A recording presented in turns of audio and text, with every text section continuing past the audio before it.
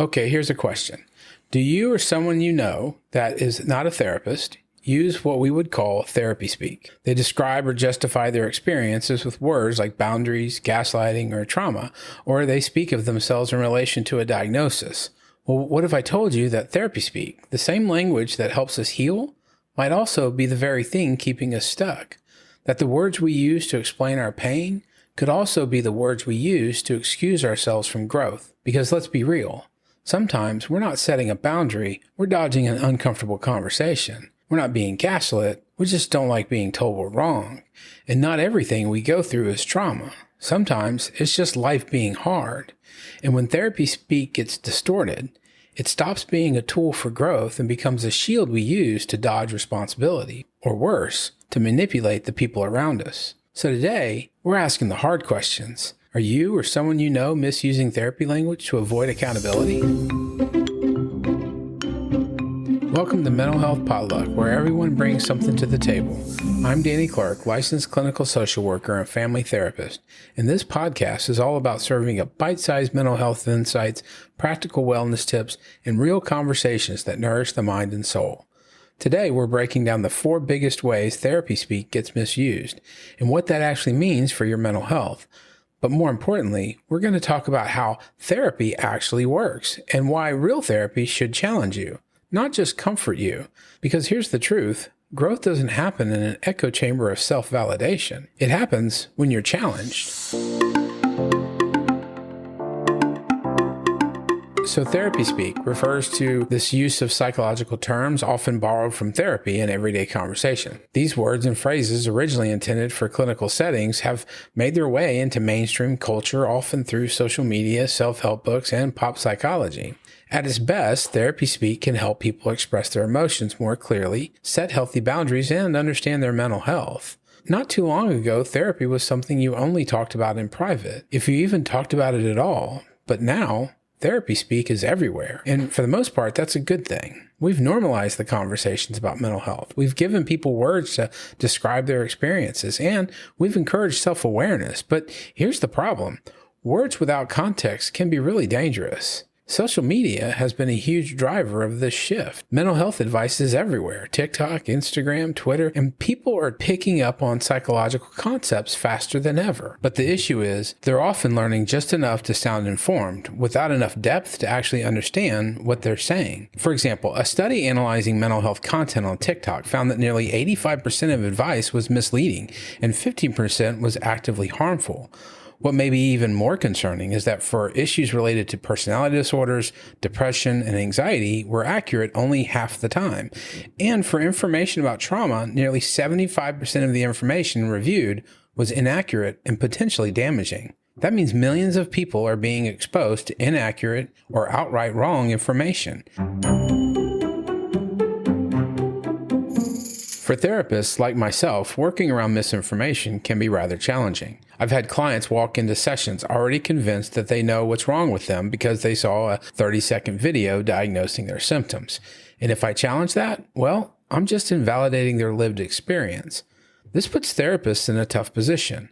Do we spend entire sessions untangling bad psychology provided by TikTok influencers? Or do we just nod along and hope for the best? Now, I can't speak for all therapists, but the rise of therapy speak in everyday conversations has made me more aware of 4 major distortions on therapy terms. One of the most common distortions that I see is around boundaries.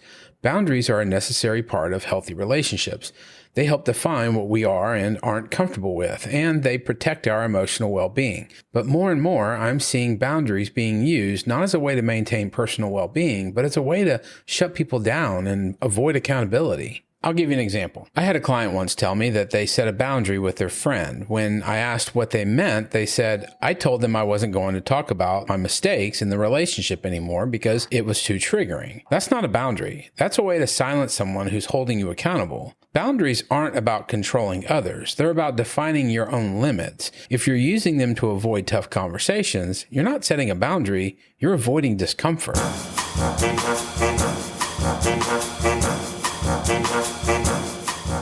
Another term that's often distorted is when people talk about self-diagnosing trauma. Trauma is real, and for those who have experienced it, the impact is profound. Understanding and addressing trauma in therapy is essential for healing, but lately, the word trauma is being used so broadly that any difficult emotional experience is sometimes labeled as traumatic. This doesn't mean people aren't struggling. They absolutely are. But there's a difference between facing a painful challenge and experiencing trauma that fundamentally alters one's sense of safety and well-being. When we expand the definition too far, it can unintentionally minimize the experiences of those who have endured serious emotional and physical distress. Acknowledging the difference doesn't mean dismissing pain. It means making sure we respond in ways that truly fits the experience.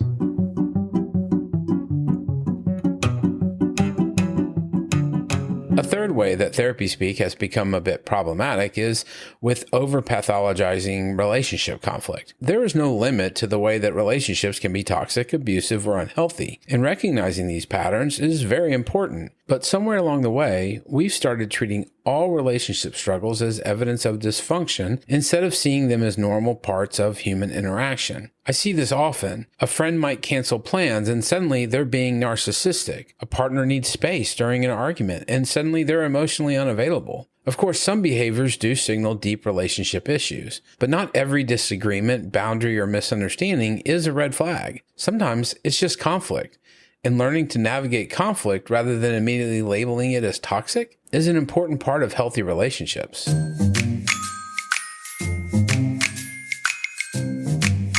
And then there's gaslighting. Gaslighting is a form of psychological manipulation where someone makes you doubt your reality. But lately, people have been using the term for just about any situation where they feel invalidated. If someone tells you, "I don't remember saying that," that's not gaslighting. That's a disagreement in memory. If someone offers a different perspective, that's not manipulation, that's conversation. I would say that gaslighting is that manipulative tactic to gain further control in the relationship. This causes someone to question their own reality or their own sanity, and it creates this confusion that continually wears the person down. And you kind of feel like you're in this mind fog the whole time because you're not even sure if what you're thinking or saying or doing is reality.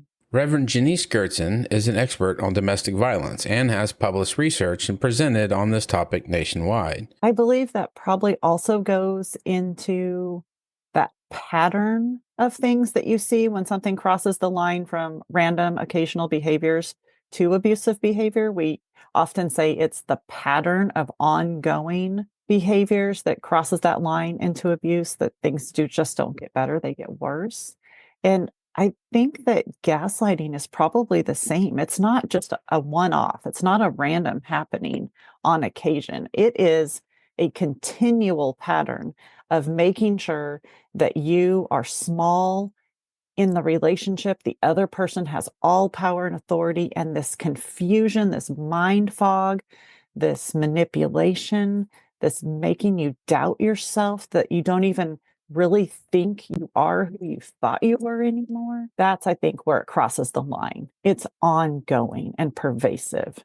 She recently released the book, Taking It Seriously, A Faith Leader's Guide to Domestic Violence, that focuses on ways clergy can address and respond to domestic violence within their congregations. Taking It Seriously is something of a reference guide for people of faith, clergy people, even lay leaders in congregational settings to respond to the issue of domestic violence. What I have found in my research is that most people who either are staffed in church or work with the youth or teach a Sunday school class or lead a small group, they don't have any kind of training on domestic violence, which means if someone comes to them with a disclosure, "Hey, I'm being abused," that they don't know how to respond in helpful ways. And so I wrote this book in order to improve that response so that the church becomes a helpful rather than a hurtful entity. Geneece has also published a helpful tool for people to recognize red flags in relationships called Never Ever After. This book is a relatable way to better identify situations where gaslighting is actually occurring. So Never Ever After is kind of written to my younger self.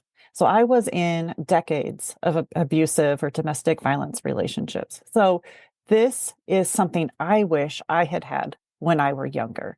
Maybe if someone had taught me to recognize red flags, I would have been safer and not ended up where I did. So in the book, one of the red flags that I discuss is gaslighting. And there are several bullet points with gaslighting, but one of them is questions your sanity or reality. And this is something that happened to me on multiple occasions where he would deny things that he did. And he was so loud and insistent that his way was the right way. And this isn't just a matter of difference of opinion.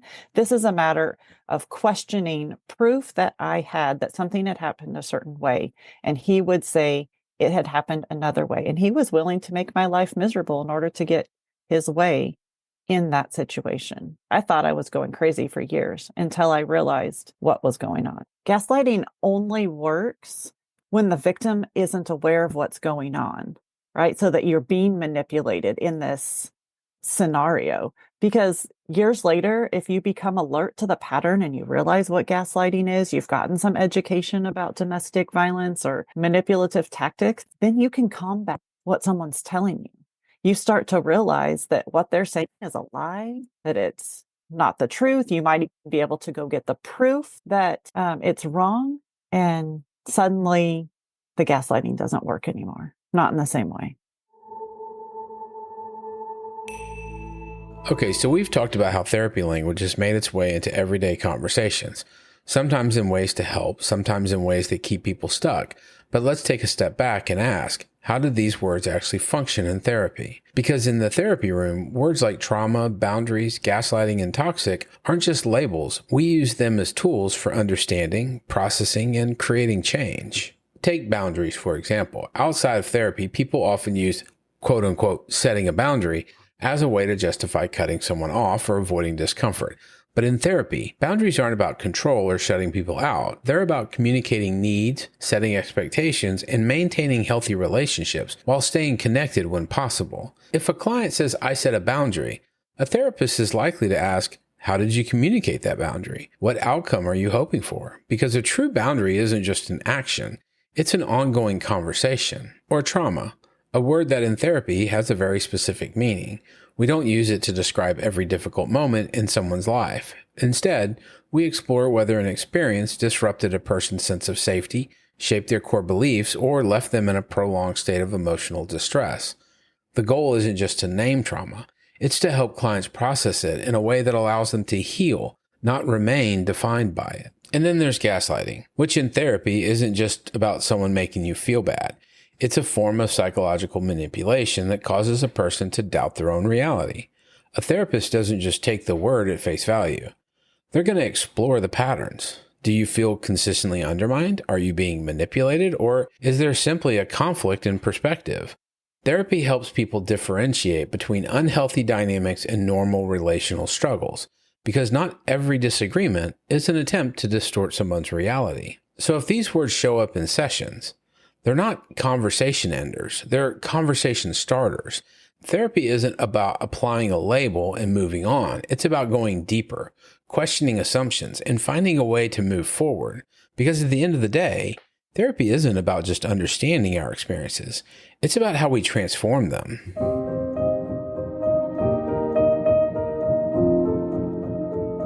So what's the solution? Well, therapy language is meant to help us heal and grow, not just give us fancy words to explain why we feel the way we do. So how do we make sure we're actually using these terms in ways that move us forward?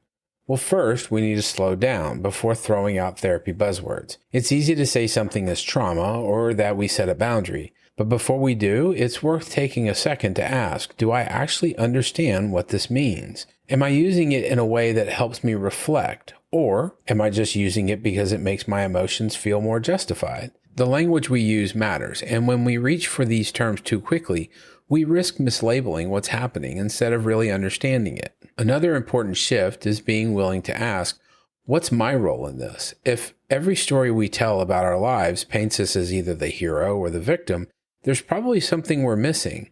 When someone says they've had to set boundaries with everyone in their lives, or that everyone around them is toxic, it's worth pausing and asking, what's the common denominator here? This doesn't mean blaming yourself, but real self-awareness requires looking at patterns, not just pointing at problems.